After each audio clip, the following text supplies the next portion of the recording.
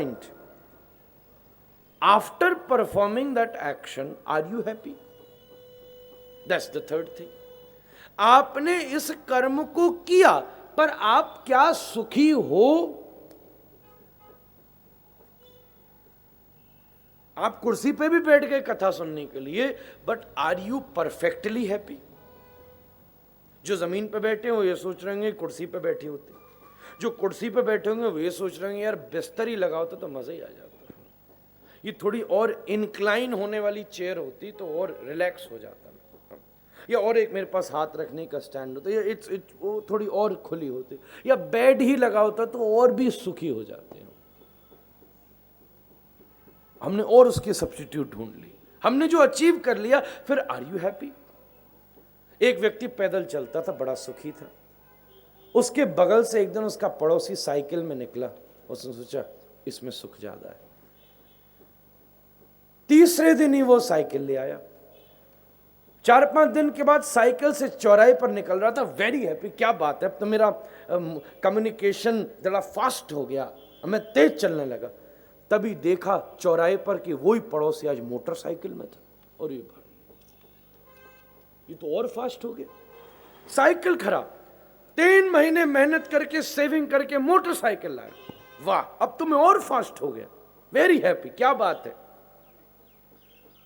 तभी 5-7 दिन के बाद घर से बाहर मोटरसाइकिल निकाल ला तो तभी देखा कि पड़ोसी मारुति में निकल गया, अरे मरो भाई, ये तो और कंफर्टेबल, ये तो ऐसी गाड़ी में बैठा है इसके बाल भी नहीं खराब होंगे भाई, ओहो, और 6 महीना मेहनत करके मारुति लेकर आया, जब तक ये मारुति लाया उसकी मर्सिडीज आ गई, जब तक ये मर्सिडीज लाया वो हेलीकॉप्टर लेकर उसकी खोपड़ी से उतर गया, जब तक ये हेलीकॉप्टर लाया तब तक वो हवाई जहाज लेके अमेरिका से भी हुआ आया, 90 साल का बूढ़ा हो गया, फिर भी ज्योतिषियों को हाथ दिखा रहा है, भाई मैं कब सुखी होऊंगा। ज्योतिषी ने भी कह दिया अब तो अगली लाइफ में ट्राई करियो, इसमें तो मौका बचा नहीं है। तो सुखाय कर्माणि करोति लोके पर नहीं तत्सुखम बान्यत पारमं वा, क्या बात कही सुखदेव बाबा ने, हर व्यक्ति सुख के लिए काम कर रहा है पर वो सुखी नहीं हो रहा। हम एक स्पेसिफिक व्यापार में उतरे कि हम सुखी होना चाहते थे पर जो कर रहे हैं अभी सुखी नहीं, इसमें I want to add one more thing, अब इसमें और चीज जोड़नी है, I want to make it digitalized, अभी और चीज करनी, फिर वो कर लिया तभी और चीज करनी। तो सुखाय कर्माणि करोति लोके नहीं तत्सुखम बान्यत पारमं, ऐसा क्यों होता है? ऐसा क्यों होता है? जैसे आपको कोई रोग हो, if you are coughing a lot and you are taking a specific medicine for a week, but आपकी वो कफ क्योर नहीं हुआ, तो what you will do? You will take another medicine, now you will take another medicine, now you will take another medicine, you will keep on taking different medicine जब तक आपका कफ दूर ना हो। सिमिलरली अगर आप भोजन करने बैठे, आप खा रहे हैं, आप कब तक खाएंगे? जब तक आपका पेट नहीं भरेगा, जब तक आप संतुष्ट नहीं होंगे। अब ये तो सबकी खुराक है, एक माता एक फुल्का में तृप्त हो जाती है, एक माँ का 50 फुल्का खा के भी तृप्त नहीं होती, तो तब तक खाती रहेगी जब तक वो तृप्त नहीं होगी। इसीलिए जब तक हम सेटिस्फाई नहीं होंगे तब तक हम keep on changing, keep on eating, keep on increasing, keep on increasing, और जब तक हम इंक्रीज करते, जब तक सेटिस्फाई नहीं होंगे, आगे बढ़ते चलेंगे, आगे बढ़ते चलेंगे, आगे बढ़ते चलेंगे, and it's a never ending process. ऐसा क्यों होता है? एक आपको दृष्टांत से समझाता हूं। आज के जो प्रसंग छिड़े हैं वो बहुत महत्वपूर्ण प्रसंग है। कई रिजिड कॉन्टेक्स्ट को मैंने बहुत क्लियर करने की कोशिश करी है, आपके काम की चीज है। ऐसा क्यों होता रहता है? कभी आप किसी कुत्ते को देखना, जब कोई कुक्कुर, कोई कुत्ता अपने मुंह में हड्डी को फंसा के रखता है ना, तो हड्डी को में से उसे कोई रस नहीं आता। जब उसे भूख लगती है तो वो हड्डी को मुंह में दबा लेता है और हड्डी को जोर से दबाने से उसका खुद का मसूड़ा फूट जाता है और उसका अपने ही रक्त वो पीता रहता है और सोचता है कि हड्डी मुझे रस दे रही है। और वो पीता रहता है, वो दुर्बल होता जाता है। खा रहा है वो हड्डी, सोच रहा है हड्डी मुझे रस दे रही है, पर वो हड्डी का रस नहीं पी रहा, वो अपने ही रक्त पीता जा रहा है। भोजन करने के बाद भी वो दुर्बल होता जा रहा है, भोजन करने के बाद भी वो शिथिल होता जा रहा है, भोजन करने के बाद भी उसकी भूख समाप्त नहीं हो रही। कुछ ऐसा ही हमारे साथ होता रहता है। हम अतृप्त हैं, हम तृप्त होना चाहते हैं, इसलिए हम कुछ एक्शन कर रहे हैं, पर हम एक्शन वो कर रहे हैं जो हमें तृप्ति नहीं कर पा रहा। हम उसमें से भोजन ढूंढ रहे हैं जिसमें भोजन है ही नहीं, हम उसमें से रस ढूंढ रहे हैं जिसमें रस है ही नहीं। हमने ढूंढा दुनिया में, जो थोड़ी देर का रस था वो आपके अंदर ही का था, वहां तो नहीं था, क्योंकि वो दुनिया की वही जगह आप खुश हो रहे, दूसरा व्यक्ति परेशान हो रहा है। ये झंझट कभी समाप्त नहीं हुआ। सुखाय कर्माणि करोति लोके। दुनिया का सुख अपनी ऊंचाई से शुरू होता है और धीरे धीरे कम होता जाता है। The law of diminishing marginal utility. आप सब व्यापारी और इकोनॉमिक्स के विद्यार्थी हो, आप सब जानते होंगे डिमिनिशिंग मार्जिनल यूटिलिटी। जो यूटिलिटी है वो धीरे धीरे डिमिनिश होती रहती है। पहला लड्डू खाओ बहुत अच्छा लगेगा, 5वां लड्डू उसी डिब्बे का बिल्कुल अच्छा नहीं लगेगा, 8वां लड्डू उल्टी करवा देगा। This is what happens. पहले दिन कोई नई गाड़ी लेके आए, खरबपति सेठ भी नई गाड़ी लेके आए तो पहले दिन खुद ही आपको साफ करता मिलेगा भाई। और 1 साल के बाद वही गाड़ी जब खड़ी रहेगी दिल्ली जैसे शहर में थोड़ी लग जाएगी। कहीं दिल्ली से कभी वृंदावन गाड़ी आती तो पहले हम ये देखते हैं कि भाई ये कहीं से लग तो नहीं रही, क्योंकि दिल्ली की गाड़ी के 2 निशान है, एक तो डीएल और एक कोई डेंट, ये 2 निशान है। पहले ही पता चल जाता है कि हाँ वहां से आई है। धीरे धीरे उसकी स्थिति कम होती जाएगी। पहले दिन कोई अपने नए घर में पहुंचे, बड़ा ध्यान रखेगा, 1 साल के बाद चलो यार कोई बात नहीं, धीरे धीरे उसकी आवश्यकता कम होती जाती है। जितनी वो चीज हमें समझ में आने लगती है, हम उसके जितने यूज टू होते रहते हैं ना, उतना उसमें से रस कम होता जाता है। कोई नया फोन लाए, पहले दिन ही गिर जाए बहुत तकलीफ होती है, और 2 साल के बाद गिर जाए तो अच्छा है यार चेंज हो जाएगा, good. The law of diminishing marginal utility. और अध्यात्म के लिए यह असर दूसरा है। यहाँ आनंदम बुद्धिवर्धनम प्रतिपदम पूर्णामृता स्वादनम। अभी हमारे सामने कोहरा है, जब हम और भगवान को इमेजिन करते हैं तो बीच में बहुत सारा कोहरा है, बहुत सारा कंफ्यूजन है, पर जैसे जैसे हमें बात समझ आती लगती है ना, जैसे जैसे वो कोहरा थोड़ा छटने लगता है ना, ये और ज़्यादा इंटरेस्टिंग होने लगता है, और ज़्यादा बात इसमें गंभीर होने लगती है, और इसकी डेप्थ समझ में आने लगती है। पहले साल में एक बार सुनना, फिर उसके बाद मनुआ, फिर हर 6 महीने में सुना, फिर महीने में सुना। पहले व्यक्ति एक बार वृंदावन जाता था, जब बात समझ में आने लगी तो 6 महीने में जाने लगा, जब बात समझ में आने लगी तो हर महीने जाने लगा, जब बात समझ में आने लगी तो हर हफ्ते जाने लगा, फिर जब बात समझ में आने लगी हर तीसरे दिन पहुंच गया, और बात समझ में आ गई तो वहीं पर ही रह गया। आनंदम बुद्धिवर्धनम प्रतिपदम पूर्णामृता स्वादनम। इस सृष्टि का निर्माण कैसे हुआ? जब इस पक्ष को रखा तो ये ब्रह्मांड सबसे पहले एक अंड रूप में था। 25 तत्वों ने मिलकर के सृष्टि करी, एक पुरुष उत्पन्न हुए, जल में उन्होंने अपना निवास स्थान बना लिया, इसलिए उनका नाम नारायण पड़ा। नारायण की नाभि से ब्रह्मा उत्पन्न हुए, चारों दिशाओं में देखा चतुरानन हो गए, धर्म अर्थ काम और मोक्ष, ये 4 पुरुषार्थ हैं। मानुष जीवन के अंदर ये 4 चीज करनी जरूरी है। ये 4 चीज आपके काम की है। आज हमारा हमारा अध्ययन धन निष्ठा वाला है, हमारा अध्ययन धर्म निष्ठा वाला नहीं है, इसलिए बहुत बड़ा फर्क पड़ जाता है। करने के लिए 4 चीजें हैं, धर्म, अर्थ, काम और मोक्ष, और आपने इसका प्रॉमिस दिया है।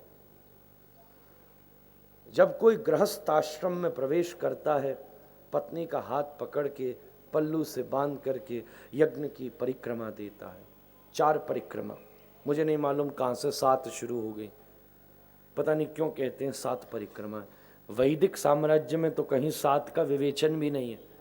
यानी कौन सी बढ़िया पुराण में हम लोगों ने पढ़ लिया, एक पुराण 19वां पुराण, 18 पुराण तो पुराने हैं और एक 19वां पुराण है जिसको कहते हैं बुढ़िया पुराण। हमारे ब्रज में बोले बुढ़ियाओं का पुराण होता है, वो पुराने लोग अपने हिसाब से बनाते रहते कि भाई 7 होते हैं, सब जगह फिल्मों में दिखाने, इधर दिखाने, गीत बना रहे, बन गए, पर जहां विवाह की सभ्यता लिख रही है, विवेचन लिख रहा है, यज्ञ की पद्धति लिख रही है, वहां तो 4 हैं भाई, 7 तो कोई पता नहीं क्यों देते। 3 किसके हैं ये हमें खुद नहीं मालूम। पुरानी पद्धति में तो 4 हैं। पहला राउंड धर्म का, दूसरा राउंड अर्थ का, काम का, मोक्ष का। धर्म, अर्थ, काम, मोक्ष चतुर्विध पुरुषार्थ है। हमने यज्ञ को साक्षी रखकर इस गृहस्थ आश्रम में इन 4 पुरुषार्थों को करने का वचन दिया है। इन 4 पुरुषार्थों को हम कर सकें, इसीलिए विवाह की जरूरत है। ध्यान से सुनना, नहीं तो क्या जरूरत है? आज के जमाने में आपको क्या जरूरत है? It's just social pressure. अगर वो सोशल प्रेशर को समाप्त कर दो तो ये ट्रेडिशन के चक्कर में फंसने की क्या जरूरत है?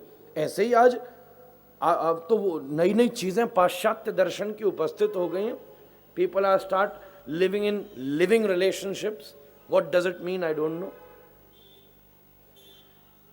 एक व्यक्ति विवाह कर रहा है, वो केवल शारीरिक संबंध नहीं है, शारीरिक तृप्ति का पक्ष नहीं है, उसके पीछे आध्यात्मिक पक्ष है कि ये 2 लोग मिलकर के, ये काम अकेले हो नहीं सकता, तो 2 लोग मिलकर के। पुरुष के अंदर एक गुण है, जैसे माला में 2 प्रकार के फूल लगा दिए जाते हैं, ऐसे स्त्री के अंदर करुणा है। स्त्री के अंदर, या और सरल भाषा में एक ही शब्द में कह दूं तो स्त्री के पास गर्भ है, पुरुष के पास गर्भ है। ब और भ का फर्क है। पुरुष के पास गर्भ है, स्त्री के पास गर्भ है। एक के पास चीज है, एक दूसरे के पास चीज है। दोनों ने डंडा लगा दिया, दोनों ने बात को सांध लिया, दोनों के पल्लू बंधे। ये इस ट्रेडिशन की जरूरत क्या थी कि 2 लोग मिलकर के 4 काम कर सकें, क्योंकि 2 के बिना हो नहीं सकता था। पहला धर्म का काम करें, यज्ञ धर्म ही है। अगर धर्म में कोई निष्ठा नहीं है तो यज्ञ की जरूरत नहीं थी, आप कोर्ट में जाके मैरिज कर लेते, सोशली तो वो भी एक्सेप्ट हो जाती, एग्रीमेंट ही तो है कागज पर। धर्म, दूसरा अर्थ, तीसरा काम और चौथा मोक्ष। आज के समय में व्यक्ति द्विमुख है, चतुर्मुख नहीं है, द्विमुख है। आज हम करते भी हैं तो 2 काम करते हैं, अर्थ और काम। 2 चीज हमारे यहां प्रबलता से है, धर्म और मोक्ष। ये 2 चीज निष्फल हो गई हैं, गौण हो गई हैं, कम हो गई हैं। जो पहली थी, पहली और लास्ट वाली बहुत सीमित हो गई है। अर्थ और काम प्रमुख हो गए। ब्रह्मा जी के 4 मुंह है और 4 मुंह इस चतुर्विध पुरुषार्थ के प्रतीकात्मक संदर्भ है। भगवान ने ब्रह्मा जी को सृष्टि करने की आज्ञा प्रदान करी। ब्रह्मा जी ने सृजन किया। सबसे पहले सनक सनंदन सनातन सनत कुमार प्रकट हुए, उन्होंने सृष्टि नहीं करी। शिव प्रकट हुए, उन्होंने सृष्टि नहीं करी।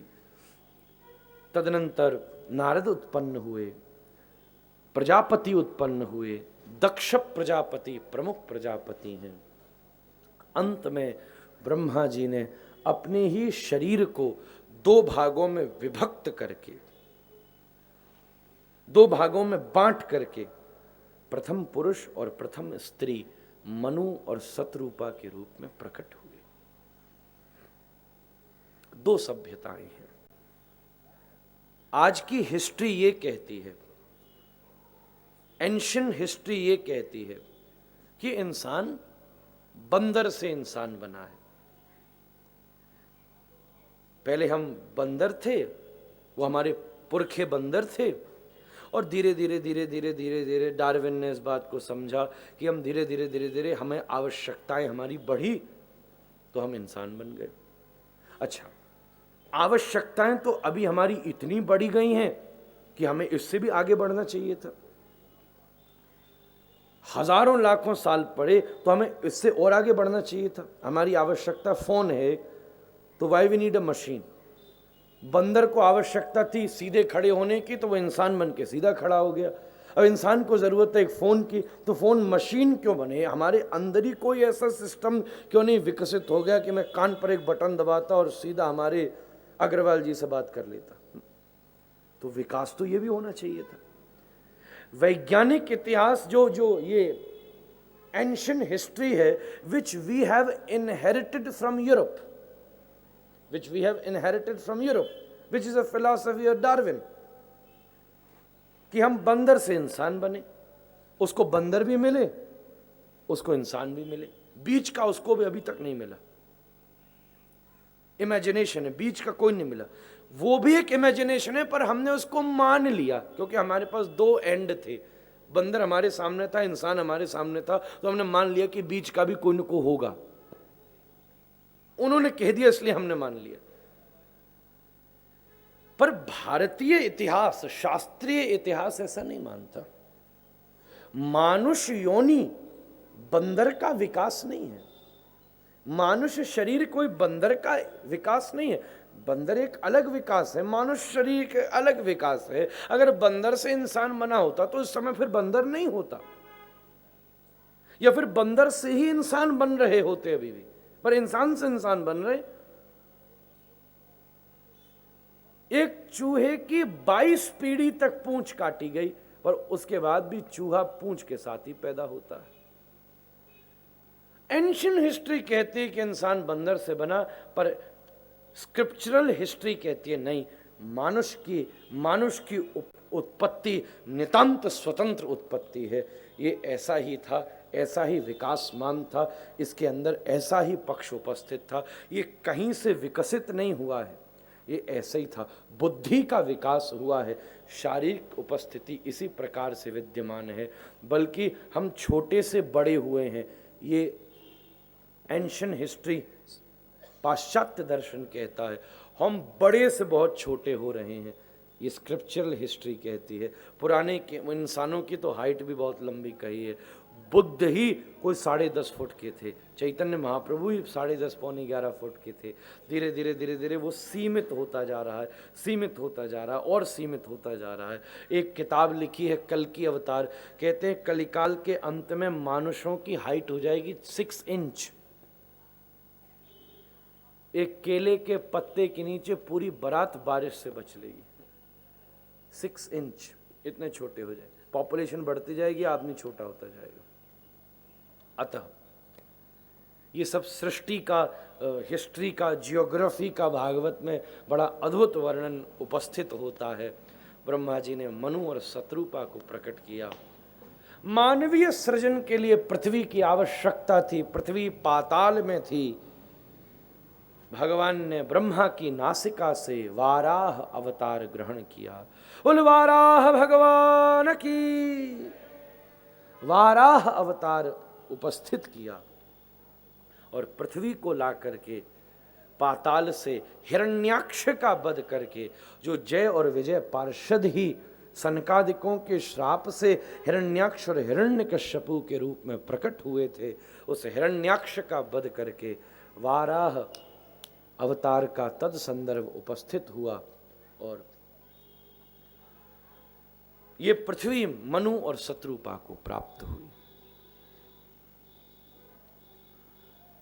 इस पृथ्वी के ऊपर मनु और शत्रुपा की प्रथम 5 संतानें उत्पन्न हुई। आकुति, प्रसूति, देवहूति, प्रियव्रत और उत्तानपाद, 3 कन्या और 2 पुत्र। मानवीय सृजन के साथ जो फीमेल रेट था वो मेल रेट से ऑलवेज ज्यादा था। भारत के इतिहास में पिछले 500 वर्ष के आसपास आप निकाल दीजिए तो पूरी दुनिया के इतिहास में सदैव माताओं की स्थिति फीमेल रेट मेल रेट से ऑलवेज ज्यादा रहा है। और यही मानवीय सृजन का विकासमान पक्ष था, क्योंकि सृजन तो माता ही करती है। मनु की भी 3 कन्या थी और 2 पुत्र थे। ज्यादा स्त्री और कम पुरुष में केवल एक ही संभावना है जिसको पॉलीगैमी कहते हैं। वो एक अलग संदर्भ है, मैं उस विवाद में नहीं पढ़ रहा। पर ज्यादा पुरुष और कम स्त्री में और भी एक नई समस्या खड़ी हो जाती है। वो तो मानवीय विकास का महाराज भयंकर दिवालियापन है।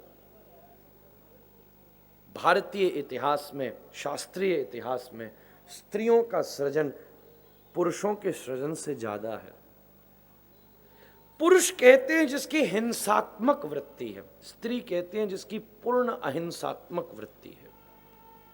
एक पूर्ण स्त्री का हां भी एक ना की पैकिंग लेकर आता है। A specific no is a yes. Saying a straightforward yes is still rude for a woman. ये भारतीय इतिहास की सभ्यता है। हमारे यहाँ स्त्री को पहले रखा और पुरुष को बाद में रखा। हाँ, बीच में कुछ ऐसे 500 साल में गड़बड़ी हुई, वो हिस्टोरिक सोशल प्रॉब्लम थी, विच आई एक्सेप्ट। पाश्चात्य दर्शन ने पुरुष को आगे रखा, स्त्री को पीछे रखा, और स्त्री से कहा तुम पुरुष के साथ खड़े हो। इसलिए अंग्रेजी के शब्द हैं मैन एंड वुमेन। एक व्यक्ति वुमेन की परिभाषा करता है a man with a womb. अंग्रेजी का शब्द है male and then a female, still a male is there. पर भारत की सभ्यता में दोनों शब्द भिन्न हैं। स्त्री का अपना अहिंसात्मक तत्व है, पुरुष का अपना हिंसात्मक तत्व है। सबसे पहले देवहूति का विवाह कर्दम के साथ संपन्न हुआ। ये भागवत का जो कुछ तत्व संदर्भ है ना, मैं आपके सामने प्रस्तुत कर रहा हूं। It's a very tasty philosophy. अब कल से तो फिर उत्सव ही शुरू हो जाने, कल तो हमारे आज शाम से ही शुरू हो जाएगा। आज आपकी भजन संध्या 5 बजे से, और फिर कल नंदोत्सव, और फिर परसों गोवर्धनोत्सव, फिर अगले दिन श्री रुक्मिणी कृष्ण विवाह महोत्सव। ये आज थोड़ा सा तत्व की जब तक मीनार नहीं होती, फाउंडेशन नहीं होती ना, तब तक रस की मीनार खड़ी नहीं होती। तत्व की फाउंडेशन चाहिए। देवहूति का विवाह कर्दम के साथ संपन्न हुआ। कर्दम का भगवान ने स्वयं कहकर देवहूति से विवाह कराया। एक अद्भुत, सबसे पहला विवाह इस धरती पर मानवों का संपन्न हुआ था। मनु और शत्रुपा के बाद श्री कर्दम और देवहूति का। कर्दम जो ब्रह्मा की छाया से उत्पन्न हुए। कोई उस विवाह में कोई कर्दम ऋषि ने कोई बहुत लंबी लिस्ट बना करके नहीं दे दी मनु को कि अगर लड़की का विवाह कराना है तो आपको एक टीवी तो देना ही पड़ेगा, एक गाड़ी तो बनती है। आज विवाह कम होता है, व्यापार ज्यादा होता है। अगर सनातन धर्म का अपमान देखना हो तो किसी विधर्मी के पास आपको जाने की जरूरत नहीं है, बल्कि किसी सनातन धर्मी के विवाह में आप चले जाना। इतना अपमान न आपको यज्ञ का, न वेद का, न ब्राह्मण का, न भगवान का, न संस्कृति का, न सभ्यता का कहीं और नहीं दिखा होगा जितना किसी हिंदू परिवार के विवाह में दिखेगा। टू बी वेरी फ्रैंक,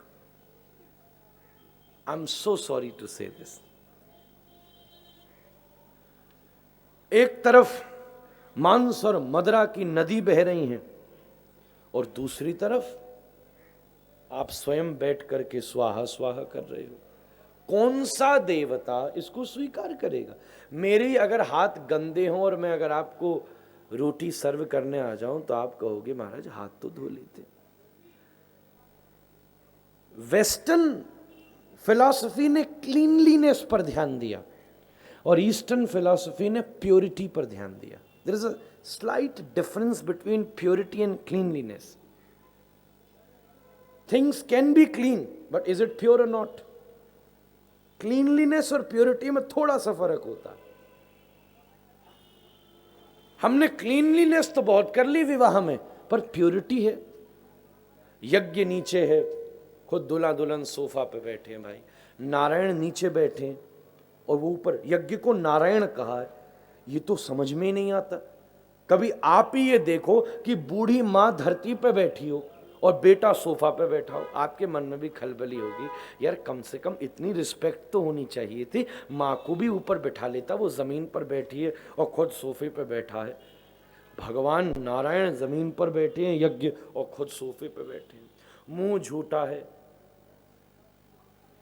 पशुओं को निरीहता से मार करके निकाली हुई उनकी लेदर का प्रयोग करके हम स्वाहा कर रहे हैं। दूसरी प्रॉब्लम। तीसरी प्रॉब्लम, मुंह भी झूठा है और वस्त्र भी। अब मैं ज्यादा नियमों में चला जाऊं तो वहां तो यह भी लिखा है कि मुक्त कक्षस्तु, बिना धोती के बिना लांग के यज्ञ हो ही नहीं सकता। बिना लांग के यज्ञ करने में जैसे यज्ञ कुंड में मधुरा डाल दी जाए ऐसा अपराध होता है। अगर हम ज्यादा नियमों में चले जाओ, चलो मैं उस प्रॉब्लम में भी इतना नहीं फंसता। ब्राह्मण का भी अपमान है और जितने इकट्ठे हैं उनमें से कोई खुश नहीं है। सबसे बड़ी प्रॉब्लम तो यहां है। जितनी भीड़ आपने 5000 आदमी की इकट्ठी कर रखी है, एक व्यक्ति भी प्रसन्न नहीं है। अगर किसी की बुद्धि का कोई आपके पास ऐसा स्कैनर कभी भविष्य में बने ना जो मन को रीड कर सकता हो, ब्रेन को नहीं। अगर आपका किसी दिन एक इंजेक्शन लगा के ब्रेन बंद कर दिया जाए और किसी को शादी में जाए वो रिश्तेदार की, फिर उसका हार्ट ही हार्ट बोले, फिर देखो क्या असलियत निकलती है। यज्ञ कुंड की अग्नि से ज्यादा उनका दिल जल रहा होगा और हम वहां भी ये स्वाहा ही कर रहे हैं भैया, कोई प्रसन्न नहीं। अरे कन्या का पिता जैसे बचपन में उसके लिए खिलौना लाता था, जैसे उसके लिए उसने डॉल ला कर दी, उसको 1000 रुपए की चॉकलेट दी, 10,000 रुपए की उसको साइकिल दी, 50,000 रुपए की उसको स्कूटी दी, 5 लाख रुपए की उसको गाड़ी दिलाई। आज 50 लाख रुपए का एक लड़का खरीद दिया। अब जो गाड़ी के साथ होता था, जो डॉल के साथ होता, जो चॉकलेट के साथ होता था, वही इसके साथ होगा। भारतीय सभ्यता का इससे दूर दूर तक कोई संबंध नहीं है। ये हमने अपने हिसाब से रीति बना ली, शास्त्र में कहीं नहीं लिखा। करदम जी ने कोई लंबी लिस्ट नहीं दे दी कि भाई ये तो देना ही पड़ेगा, ऐसा कहीं नहीं लिखा। हम इससे मुक्त होकर सनातन धर्म, इस विवाह को आपको भोजन खिलाना है, करना, ये सब अलग कर लो। और फिर हाँ, एक रात्रि का विवाह, वो तो मैं हर बार बात कहता हूं, सूर्यास्त के बाद तो विवाह हो ही नहीं सकता, इट इज इम्पॉसिबल। वेद का मंत्र ही नहीं बोला जा सकता, सूर्यास्त के बाद यज्ञ ही नहीं हो सकता, विवाह कैसे होगा? वो तो मुगलों के समय जब औरंगजेब वगैरह थे, उस समय हमारी शादियों में उनकी वो आके किडनैप करके ले जाते थे, इसलिए चुपचाप करने के लिए रात में करने पड़े। अगर आप असली पद्धति को देखो तो दिन में होता है, दक्षिण में जाओ अभी भी कई जगह दिन में होता है। ये सब जो मुगल साम्राज्य के प्रमुख केंद्र थे, यहां छुपना पड़ता था, इसलिए रात में होने लगा। But there is a historic reason. अब कौन आपकी पत्नी को किडनैप कर रहा भाई? मैट्रिमोनियल्स में दे दे के तो शादी कर रहे हो, फिर भी रात में क्यों करते? दिन में विवाह, उचित ब्राह्मण से विवाह, और कुछ पद्धति, अगर पूरी पद्धति में जाओ तो कम से कम 7 से 8 घंटा लगे वो यज्ञ करने में, पर कम से कम 1, 1.5, 2 घंटा तो बैठना चाहिए तसल्ली के साथ, समझते हुए। वही एक महत्वपूर्ण पल है जो 2 अलग अलग घरों में रहने वाले व्यक्तियों को एक साथ जोड़ करके रख सकता है। कर्दम और देवहूति का विवाह हुआ। नव कन्याओं का जिस दिन पहली बार कर्दम ने देवहूति को देखा, उन्हें समाधि लग गई। वाह भाई, ये इतनी सुंदर है, बिंदु इतना सुंदर है तो सिंधु कितना सुंदर होगा, ये इतनी सुंदर है तो लक्ष्मी और राधा रानी कितनी सुंदर होंगी। समाधि लग गई। नव कन्याओं का जन्म हुआ और एक दिन भगवान कपिल का प्रादुर्भाव हुआ। कपिल ने सांख्य का उपदेश किया देवहूति को। सबसे पहले देवहूति ने पूछा, निर्विण्णा नितराम भूमन अशद इंद्रिय तर्षणात्, मैं ना असद इंद्रियों के तर्ष से परेशान हूं। आंख को दिखा दिखा के थक गई, कान को सुना सुना के थक गई, मुंह को खिला खिला के थक गई, पर रोज वो उतनी भूख में ही रहते हैं। भाई क्या ऐसा किया जाए, ये कोई तृप्ति नहीं होता, कभी तो कोई तृप्त हो, कभी तो आंख का, या मैं थक गई मुझे कुछ नहीं देखना। ये तो रोज सवेरे उतनी प्यासी होती है, कान रोज सवेरे उतने, मैं बूढ़ी होती जा रही हूं और इच्छाएं जवान होती जा रही हैं। बड़ी हद है। निर्विण्णानितराम भूमन अशद इंद्रिय तर्षणात्। कपिल ने समझाया, सर्वम जितम जिते रसे, उसने सब जीत लिया जिसने अपनी जीभ को जीत लिया। ये जीभ ही सबसे अजीब है, सारा योजना ही इस जीव के लिए है। इसका बोलना भी खतरनाक है, खाना भी खतरनाक है। खाने बैठे तो क्या न खा जाए भाई। आज इंसान आज के समय क्या नहीं खाता, बल्कि मैंने सुना इंसान ने तो इंसान भी खाना शुरू कर दिया है। बोले तो भी खतरनाक बोले। सर्वम जितम जिते रसे, उसने सब जीत लिया जिसने अपनी जीभ को जीत लिया।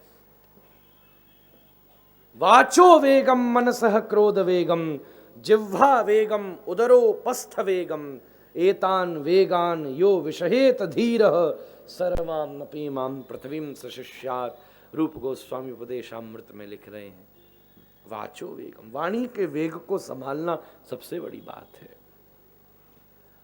कपिल ने सत्संग की महिमा का वर्णन किया, ध्यान विधि का वर्णन किया और सांख्य के द्वारा अपनी माता के चित्त शोक को समाप्त करके उनके हृदय में भक्ति की स्थापना करी। वो भक्त हो गई। कपिल गंगा सागर में जाकर भजन करने लगे, आज भी वहाँ पर विराजमान है। आकुति का विवाह रुचि प्रजापति के साथ हुआ, प्रसूति का विवाह दक्ष प्रजापति के साथ हुआ, सती का विवाह शिव के साथ हुआ। दक्ष यज्ञ में शिव के अपमान को देखकर सती ने आत्मदाह कर लिया, यज्ञ बंद हो गए, पर वही सती पार्वती के रूप में पधारी और शिव पार्वती का मंगल में विवाह हुआ। बोले शिव पार्वती भगवान की। क्योंकि कल प्रसंग बहुत है, कई मैंने बातें बताई, इसलिए मैं थोड़ा संक्षेप में प्रणाम करता हुआ आगे चल रहा हूं, नहीं तो कल कृष्ण जन्म करना बड़ा कठिन हो जाएगा। अतः शिव परिवार को प्रणति करते हैं। 3 कन्याओं की पूरी बात आपको सुना दी गई। उनके पुत्र है जिसका नाम है उत्तानपाद। उत्तानपाद की 2 पत्नी हैं, सुनीति और सुरुचि। सुनीति के पुत्र है ध्रुव और सुनीति के पुत्र है, सुरुचि के पुत्र है उत्तम और सुनीति के पुत्र है ध्रुव। सुरुचि उत्तानपाद के साथ रहती है और सुनीति दूर रहती है अपने बेटा के साथ। सुनीति कहते हैं अध्यात्म को और सुरुचि कहते हैं भोग को। आज हम भी उत्तानपाद हैं, हमारे लिए भोग नजदीक है, अध्यात्म दूर है। किसी से चलो रेस्टोरेंट में चलें भोजन करने, अभी तैयार हैं। किसी से चलो चलो वृंदावन चलें, अच्छा नेक्स्ट वीकेंड देखते हैं। किसी से कहो चलो भाई फिल्म देखें हैं, लेट्स गो टुनाइट। किसी से कहो चलो भाई कथा में देखें हैं, अभी तो है यार 25 तक है, किसी दिन हो आएंगे। इसी ऐसी वृत्ति है, इसलिए सुरुचि साथ में, सुनीति दूर है। एक दिन ध्रुव महल में आए और पिता की गोदी में बैठने वाले थे, पर सुरुचि ने फटकार दिया, ए पिता की गोदी में बैठना चाहता है कि सिंहासन पर? तप कर और भगवान से वरदान मांग के मेरा पुत्र होकर जन्म ले, तब बैठना पिता की गोदी में। रोता ध्रुव पहुंचा, सुनीति ने समझाया, बेटा माता के कहे हुए तरीके पे नहीं, माता की कही हुई बात पर जा। तू तप करेगा तो इस पिता को क्या, उस पिता को प्राप्त कर लेगा। ध्रुव ने तप किया मधुवन में जाकर। नारद जी ने रास्ते में कृपा कर दी थी। पहले बैठकर तप किया, फिर खड़े होकर, फिर एक पैर पर खड़े होकर तप किया। अंत में जब श्वास लेना छोड़ी, इंद्र ने वज्र फेंका, माला बनकर उसके ऊपर गिर पड़ी। ध्रुव के मन में खींच पैदा हुई, 6 मास से तप कर रहा हूं पर भगवान प्रकट ही नहीं होते, क्या मुझे भगवान मिलेंगे नहीं। इसी खींच में ध्रुव के आंखों से एक आंसू की बूंद पैदा हुई और वो जैसे ही धरती पर गिरी, सोई शंख चक्र गदा पद्म लेके नारायण प्रकट हो गए। वाह भाई वाह। भगवान ने कहा, ध्रुव ने कहा भगवान इतनी देर में आए हो। भगवान ने कहा मुझे आने में देर नहीं हुई प्यारे, तेरे आंखों में आंसू आने में देर हुई है। मैं कसरतों से नहीं मिलता, मैं समर्पण से मिलता हूँ। अगर ऊपर नीचे लटकने से ही भगवान मिल रहे होते तो सर्कस के जोकर को कब के मिल गए होते भाई।